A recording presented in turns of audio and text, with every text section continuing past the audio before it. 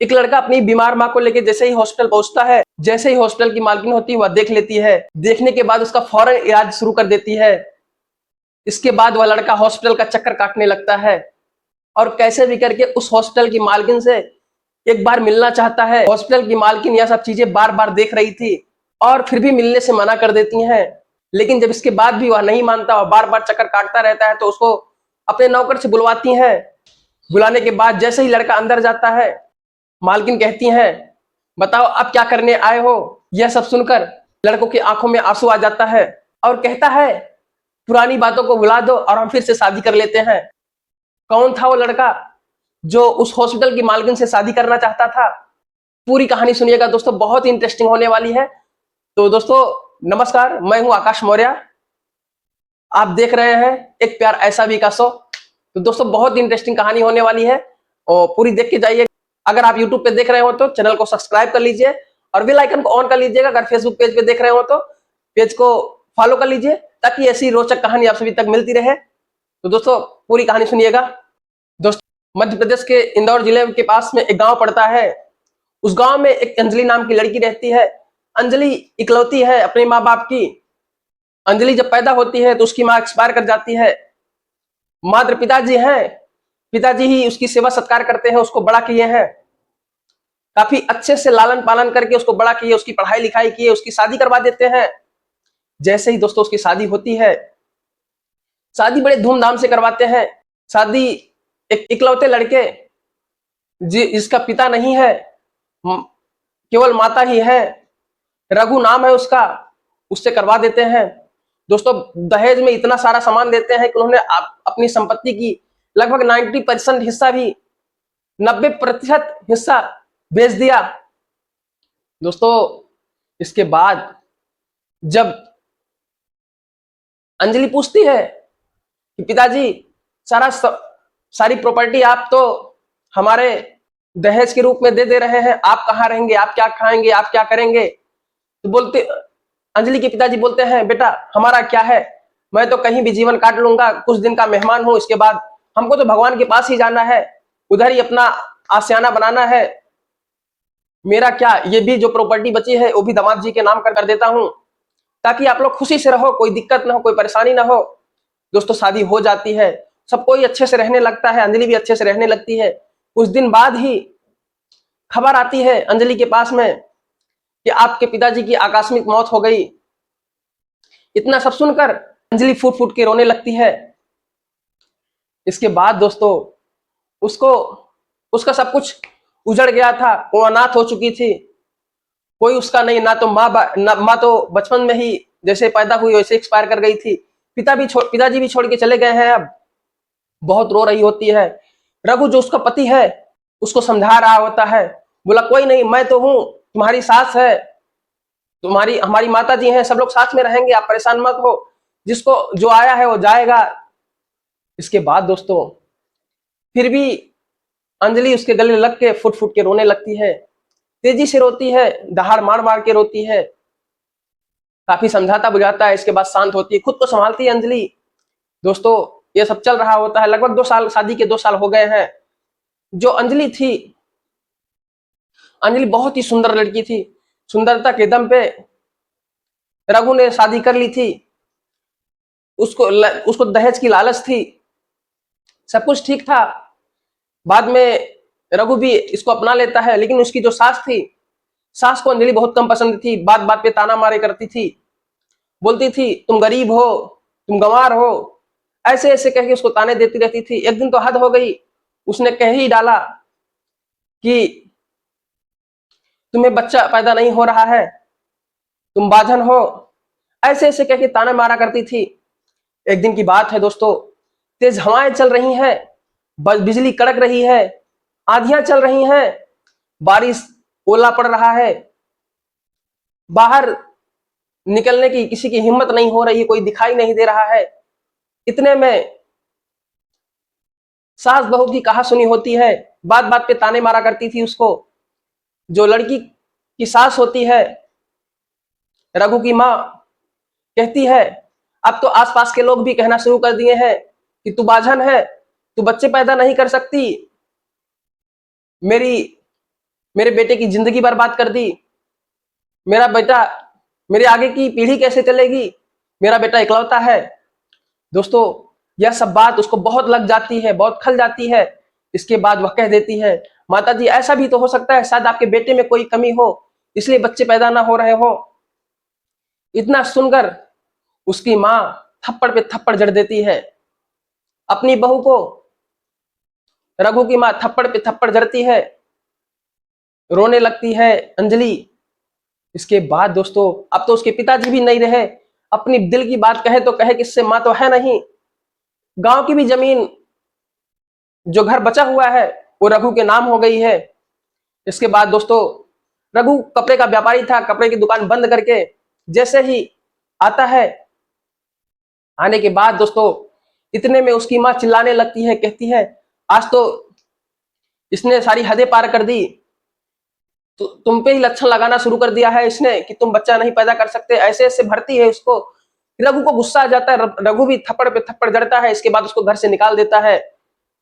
इस बेचारी के हाथ में कुछ नहीं, छोटी सी पोटली है, रात के 9 बज चुके हैं। दोस्तों निकाल देते हैं, बोल रही है, गिड़गिड़ा रही है, भीख मांग रही है, रहने दो, मैं कहां जाऊंगी, मैं, मेरा कौन है इस दुनिया में, मेरा आप ही लोग तो सहारा हो, आप लोग भी ऐसा कर रहे हो।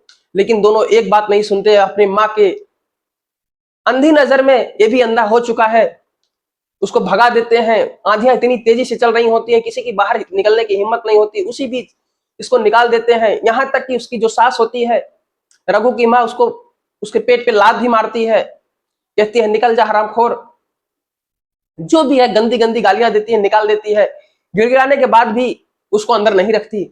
दोस्तों इसके बाद बेचारी निकल जाती है, आंखों में आंसू थे, सिर्फ रो रही थी, आंसू टपके जा रहे थे। जैसे ही कुछ दूर निकलती है, देखती है लगभग 2-4 किलोमीटर दूरी चली रही होगी, लगभग रात के 11 बज चुके हैं। जैसे ही निकलती है, गुंटी मिलती है उसको, दुकान छोटी सी होती है, वहां पे कुछ जुआड़ी जुआ खेल रहे होते हैं शराब पी के। देखती है, बेचारी सहम सी जाती है, रोने रोने के सिवाय उसको कुछ नहीं था। फिर भी अपनी हिम्मत नहीं हारती, सोचती है कहीं मेरे साथ अनहोनी ना हो जाए कुछ। दोस्तों इसके बाद हुआ, अपने पैर को दबाते हुए कैसे कैसे करके निकल जाती है, रोती हुई बिलखती हुई, लेकिन आवाज नहीं निकलती, सिसक सिसक के बगल से निकल जाती है। यह सब चीजें एक व्यक्ति जो एक कुटिया में बैठा होता है वह सब देख रहा होता है। ये लड़की उसी कुटिया के पास बाहर खड़ी है, पानी टपक रहा है, उस कुटिया से थोड़ा सा छांव मिला और का, जहां पानी गिर रहा था उसी के सामने जाके धीरे से दिबक के खड़ी होती है। दोस्तों ये सब चीजें, अंदर एक व्यक्ति होते हैं जिनका नाम तुकाराम होता है। तुकाराम बहुत ही अच्छे, बहुत ही अच्छी हिसाब के व्यक्ति होते हैं, बहुत ही अच्छे, उनके जो काम थे बहुत ही अच्छे थे, बहुत नेक काम करते थे, बहुत ही अच्छे व्यक्ति होते हैं।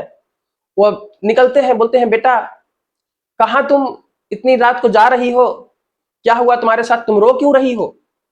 इसके बाद दोस्तों वो सारी चीजें बताती है और रोने लगती, बोलती बेटा, बोलते हैं बेटा कोई बात नहीं, जिसका कोई नहीं होता उसका भगवान होता है, मैं हूं, मैं तुम्हारे साथ हूं, तुम बताओ, तुम अंदर चलो,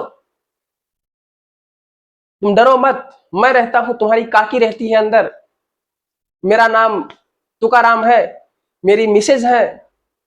वो काकी कह के उनको पहले से ही संबोधित कर देता है कि तुम्हारी काकी अपनी मिसेज को। अब इसको थोड़ा सा साहस होता है कि यह व्यक्ति पहले से ही अपनापन ला रहा है, शायद कुछ गलत ना हो मेरे साथ, जाती है। दोस्तों जैसे ही जाती है, उसकी तुकाराम की पत्नी सारी चीजें पूछने लगती है, बोली बेटा कहाँ से आई हो, कहती है काकी भी काका काकी भी बता रहे हैं आपको, और पूछ रही हूँ मैं कौन हूं। तो औरत बोलती है, जो तुकाराम की पत्नी, बोली बेटा हमारे कहने का वो मतलब नहीं है, फिर भी तुम्हारे साथ क्या हुआ तुम बताओ, मैं तुम्हारे लिए खाना पीना बना देती हूँ, हमें लग रहा है कि तुम भूखी भी हो। सारी चीजें रो रो के बताने लगती है, इतना सब जैसे होता है और रोने लगती है, सारी चीजें बताती है, सब कुछ सुनते हैं।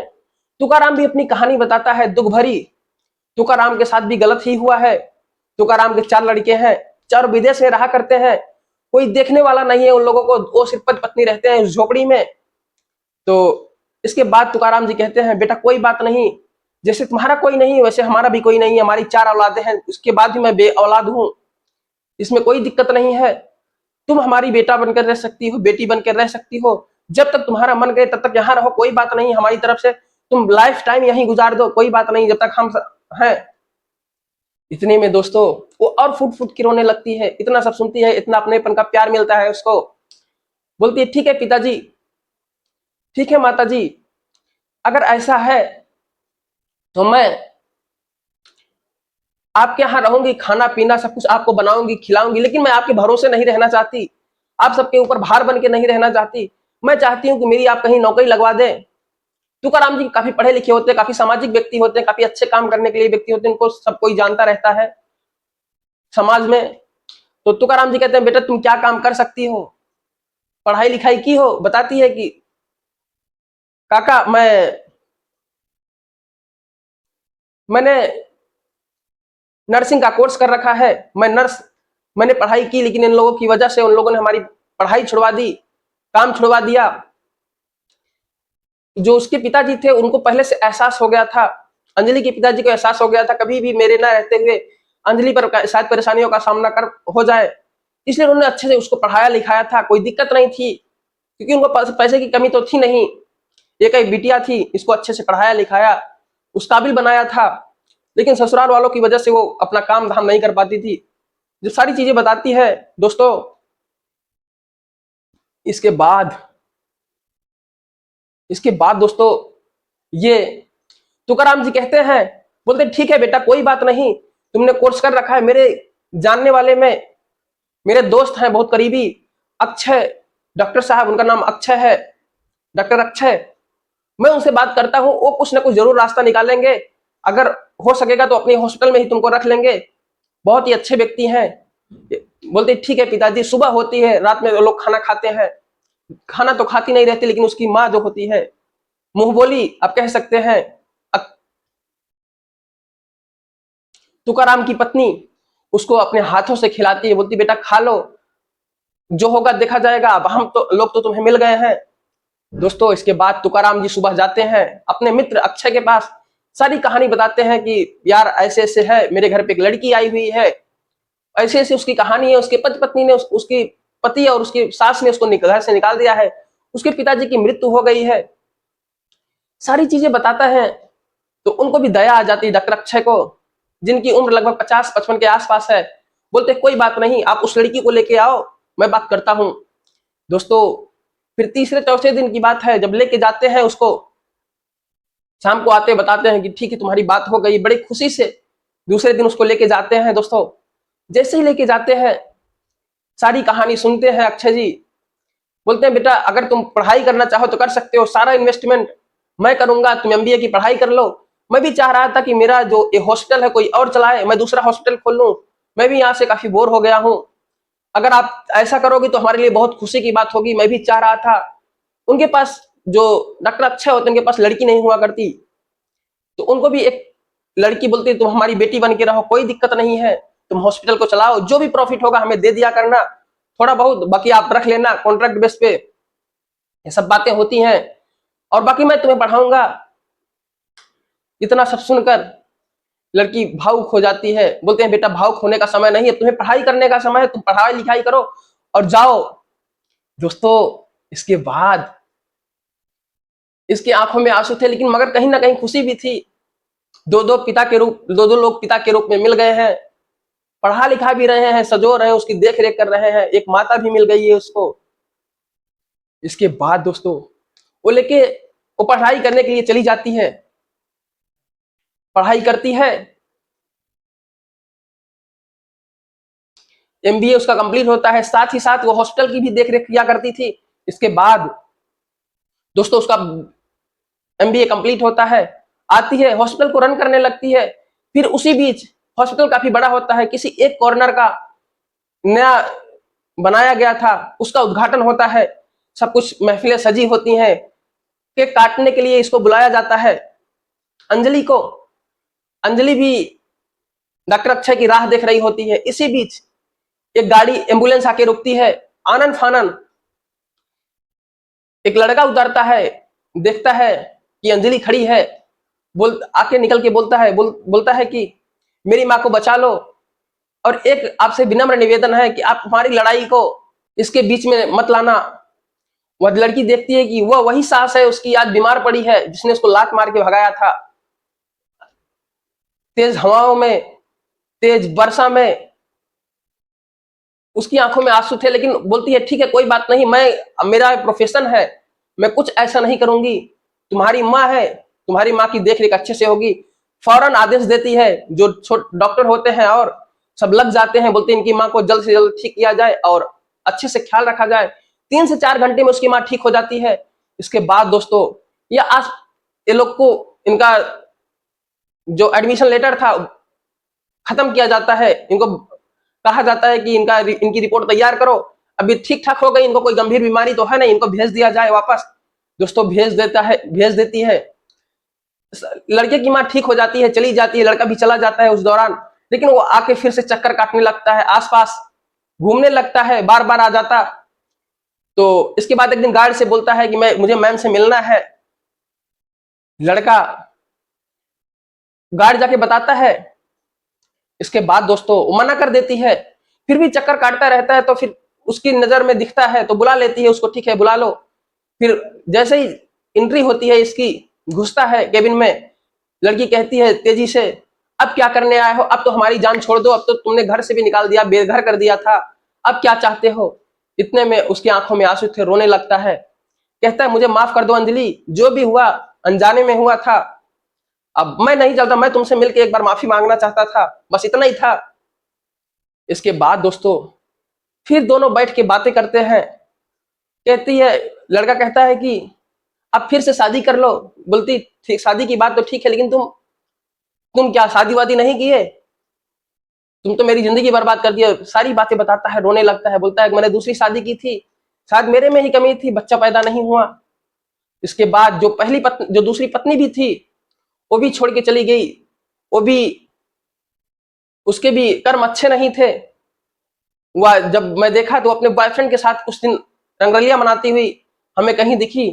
इसके बाद दोस्तों मैं बताता है कि जब मैं कड़ी पूछताछ करने लगा तो मुझको धमकी देने लगी, इसके बाद कोर्ट जाने की बात कही, उसने मुझे कोर्ट तक घसीटा, 50 लाख का केस भी ठोक दिया, मुझे देना पड़ा। ऐसे ऐसे है, सब कुछ बर्बाद हो गया है। अब वो घर मुझे काटने को भी दौड़ता है जहां पे मैं और मेरी माँ रहते हैं। सारी बातें बताता है। लड़की कहती है ठीक है जो भी है, मैं तो इन सब में पढ़ना नहीं चाहती, तुम जा सकते हो। उसको निकाल देती है, वो जा नहीं रहा होता है, कहती है उस दिन तुम निकाले थे, आज मैं तुमको निकाल रही हूँ, मेरा हॉस्पिटल है, मैं इसकी मालकिन हूं, तुम यहां से जा सकते हो, धक्के मार के निकलवा देती है। इसके बाद दोस्तों वो चला जाता है। इसके बाद सारी बातें जाके अपनी माँ को बताता है। उसकी माँ कहती ठीक है मैं चलती हूँ मिलने। लड़का कहता है कि नहीं माँ, वो मिलना ही नहीं चाहती, उसको बहुत हर्ट हुआ है, हम लोगों ने बहुत गलत किया। सारी बातें बताता है, लेकिन एक आदमी इस काम को कर सकता है अच्छे से। और ये जो अंजलि है, इसने अब एक अपना मकान भी ले रखा अच्छी कॉलोनी में, जहां पे तुकाराम उनकी पत्नी के साथ में रहा करती है। डॉक्टर अच्छे कहीं दूर अपना हॉस्पिटल खोल दिए हैं, कभी कभी मिलने आया करते थे। दोस्तों इसके बाद ये सारी बातें अंजलि भी बताई थी कि अगर माफी मांगना है, जो भी करना है तुकाराम जी से कीजिए। जिस दिन आप लोगों ने मुझे घर से बाहर निकाला था, उस दिन एक नेक इंसान जो तुकाराम जी थे, उन्होंने अपनी बिटिया समझा, उन्होंने अपना बेटा समझा, हमें घर में रखा, मुझे नौकरी दिलवाई। डॉक्टर अक्षय की शुक्रिया अदा कीजिए। डॉक्टर अक्षय ने हमको पढ़ाया लिखाया, मुझे नौकरी दी, मुझे मेरे भरोसे हॉस्पिटल छोड़ दिया है, मैं सब कुछ चला रही हूँ, आज मालकिन बनी बैठी हूँ। दोस्तों इसके बाद ये सब चीजें चल ही रही थी। आता है बताता है तो उसकी माँ कहती है ठीक है अब हम लोग चलते हैं, उनसे माफी मांगेंगे तुकाराम जी से। जाते हैं, अंजलि हॉस्पिटल चली गई होती है, हम लोग को पता होता है कि इस टाइम पे हॉस्पिटल चली जाएगी। अंजलि हॉस्पिटल चली गई थी। इसके बाद तुकाराम जी से घर जाते हैं लोग, पूछते पूछते कॉलोनी में जाके पूछते हैं तुकाराम जी कहाँ रहते हैं, तो बताते हैं लोग वहीं रहते हैं फ्लैट पे। इसके बाद दोस्तों ये लोग जाते हैं, मिलते हैं तुकाराम जी से, सारी बातें बताते हैं, माफी मांगते हैं, बोलते हैं कि हमसे बहुत बड़ी गलती हुई, गलती मेरे में थी, मैं गलती दूसरे में निकाल रहा था। इसके बाद दोस्तों बोलते तुकाराम जी बोलते हैं ठीक है बेटा, कोई बात नहीं, गलती सबसे होती है, लेकिन तुम लोगों ने बहुत गलत किया है। मैं अंजलि से बात करूंगा, अगर मान जाएगी तो ठीक है, बाकी मैं कुछ नहीं कर सकता, वो तो उसी पे डिपेंड है।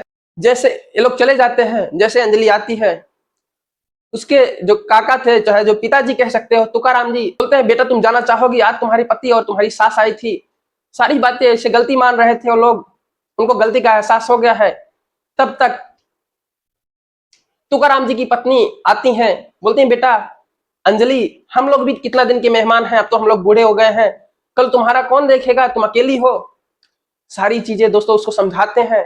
इसके बाद फिर उसको फोन लगाते हैं, उसके पति को, आते हैं, माफी मंगवाते हैं।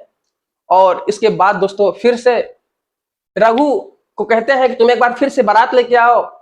रघु बारात लेके आता है, फिर से उसी धूमधाम से उसकी फिर से शादी करवाते हैं, एक पूरा प्रावधान करते हैं जो सिस्टम होता है।